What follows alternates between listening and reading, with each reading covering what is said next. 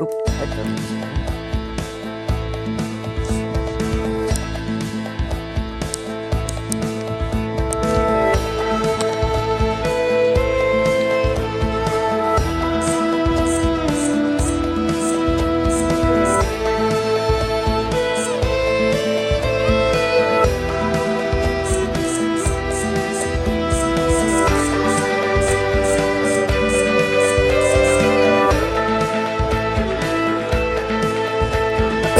Yeah, sorry.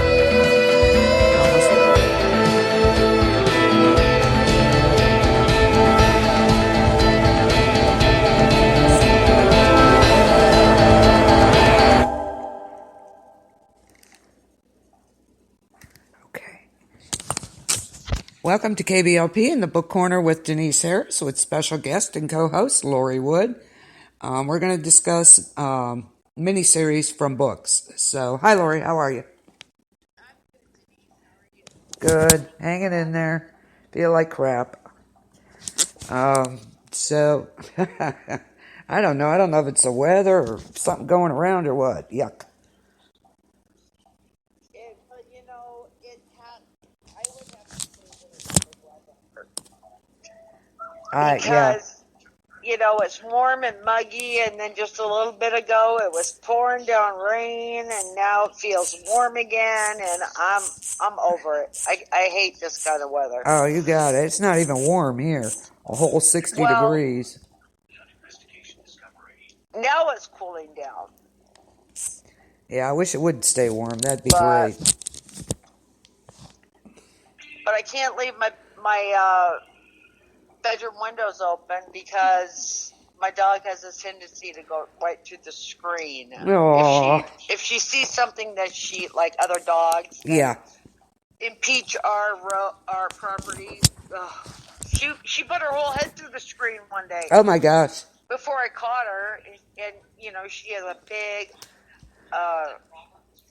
Hawaiian Siberian Husky head. So Yeah. yeah. Okay. We're going to start out with Haven tonight, of course, which is based on the novel by Stephen King, The Colorado Kid. Love that. Love that one. Love it. Love it. Love it. Yes. So we're going to give you a few of the main characters. Duke, Audrey, Nathan, and of course the brothers, Vince and David, right? Vince and David. Vince and yes. David. And then we have the chief of police and Dwight. Yeah. So, oh yeah, Edge, yeah, gotta love him. Yeah, but you know that at the very beginning of the series when he came on,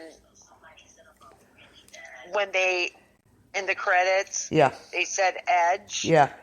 But then later on, they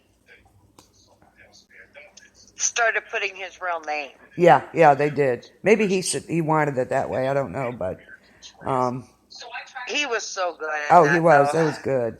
So, what did you think of this miniseries? I absolutely loved it. I was addicted to it. Yeah. From the minute Audrey Parker landed in Haven, and then that she was subjected to all these odd things going on, you knew she was going to hang around. Oh, yeah. Definitely. And of course, she was the connection to the Colorado Kid. Yes. Okay, I'll give you a quick rundown, listeners, of Haven. Audrey Parker is dispatched to this small town called Haven in Maine on a routine case, and she finds herself becoming involved in the return of what they call the Troubles. It's a plague of supernatural afflictions that have occurred in the town of Haven twice before. With an openness to the possibility of the paranormal, she finds the more personal link in Haven that may lead her to the mother she has never known.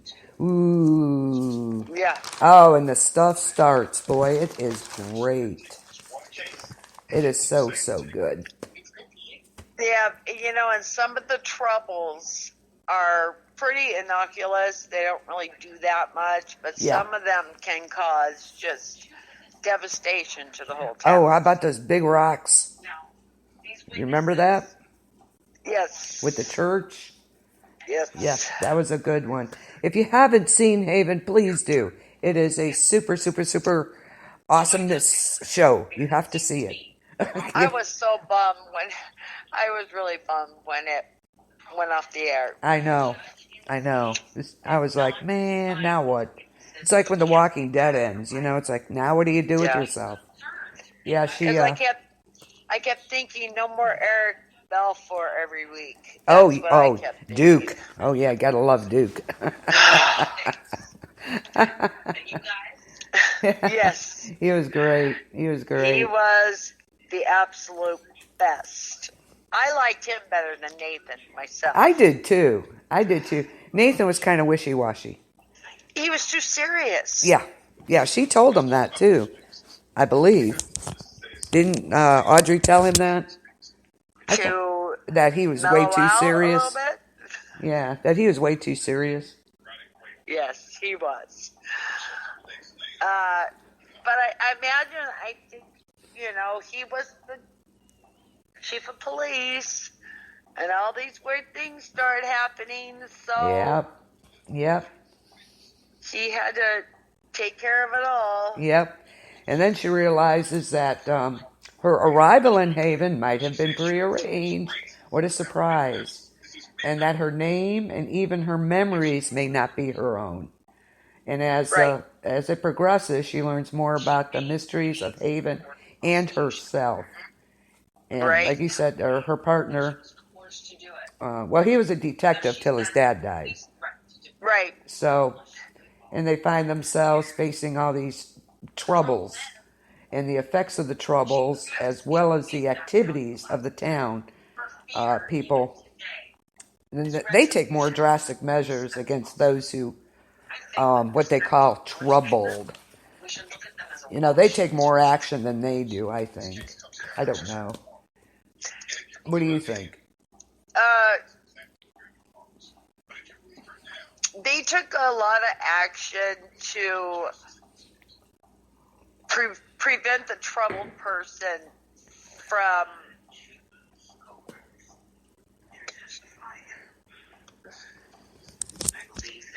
the final blow.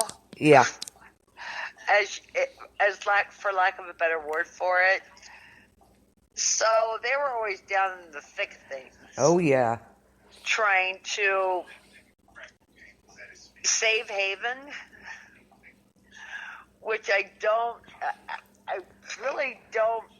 As the series kept going, it was kind of hard to believe.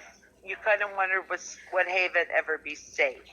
Yeah. Or would it continue to go back and continue to the way it always has been? Right, yeah. Towards the end there, it was a little complicated there. Yes. Towards the end, I was like, whoa. Especially when Mr. William Shatner joined the party. Yes. I was like, okay. Yeah, Go ahead. I really enjoyed him, though, thoroughly. Oh, definitely. He was wonderful. Yeah. He always is. He is in everything, and they say, he camps everything up and everything he does, but I don't think he was over the top. No, that's just him. Yeah. That's just what he does. That's who he is, so. So, yeah, I thoroughly enjoyed it. There was so much going on, and then when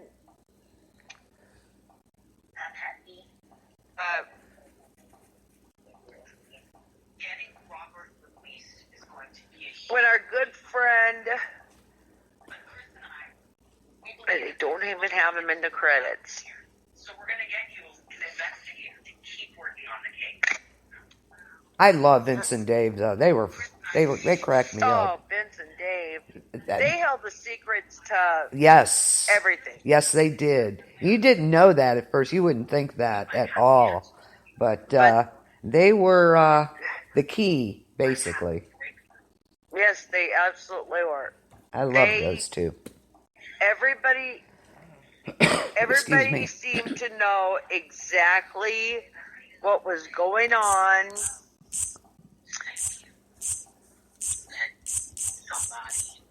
They seemed to know what was going on before it was going to happen. Yeah. It seemed like, but they had been around Haven for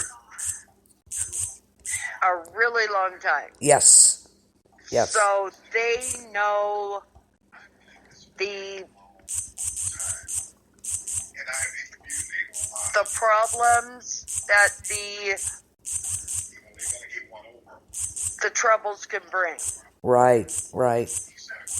So I think that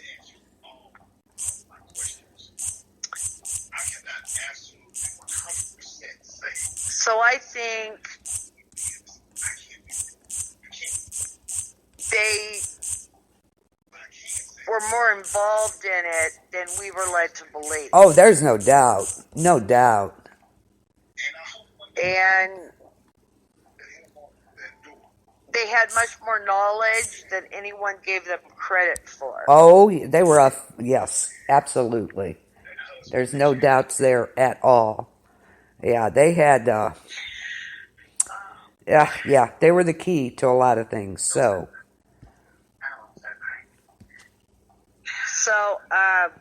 they cracked me up at the beginning, though. They were so cute. Remember when she got her first dress there for that dinner? Yes. They were like, they were just so cute.